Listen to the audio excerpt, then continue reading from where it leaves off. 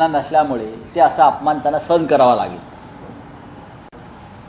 ती खरी शिवसेना नसल्यामुळे डुप्लिकेट प्रॉडक्ट असल्यामुळे यापुढे त्यांना असे अपमान सहन करावे लागतील.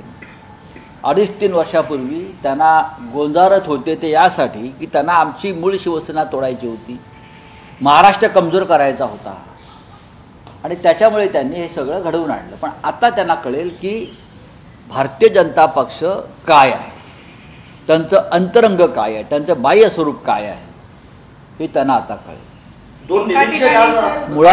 मुळात अजित पवार आणि शिंदे यांच्यामध्ये तुफान भांडण लावण्याचा प्रयत्न सुरू आहे. दोघांमध्ये एकत्र निवडणुका लढले. काल अजित पवार साहेब आमचे दादा दिल्लीमध्ये होते, सगळं टाकून रात्रभर इथे फिरत होते, अनेक भेटीगाठी गुप्तपणे घेत होते. सरकार महाराष्ट्रात स्थापन होत आहे आणि हे अनेक नेते दिल्लीमध्ये फिरत आहेत. काळजीवाहू मुख्यमंत्र्यांच्या प्रकृतीची काळजी भाजपला वाटत नाही आहे. आता अशा परिस्थितीत जे सरकार स्थापन होणार आहे तो एक फार मोठा विनोद असेल या राज्यातला. पण हे सरकार लोकशाहीचे संकेत पायदळी तोडून येताना मला दिसतंय. कारण ज्यांनी मतदान केलं आहे त्यांचा आपण केलेल्या मतदानावरती किंवा निवडून आलेल्या सरकारवरती विश्वास नाही. गावागावातून लोक फेरमतदान घेत आहेत.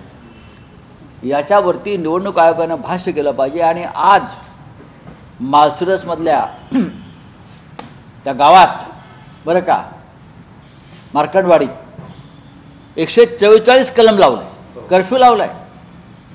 लोकशाही मार्गानं मतदान घेऊ इच्छिणाऱ्या लोकांवरती 144 कलम लावून त्यांना घरातून बाहेर पडू नका अशा धमक्या दिल्या जात आहेत. अजून राज्यामध्ये सरकार यायचं आहे, राज्यामध्ये सरकार यायचं आहे. बरं, मार्कंडवाडीची गोष्ट अशी आहे, तिथे भारतीय जनता पक्षाचा पराभव झाला आहे. त्या मतदारसंघात माळशिरसमध्ये भारतीय जनता पक्षाचा पराभव झालेला आहे, दारुण पराभव झालेला आहे. पण लोकांना वाटतंय, मतदारांना वाटतंय विजयी उमेदवाराला जी मतं मिळाली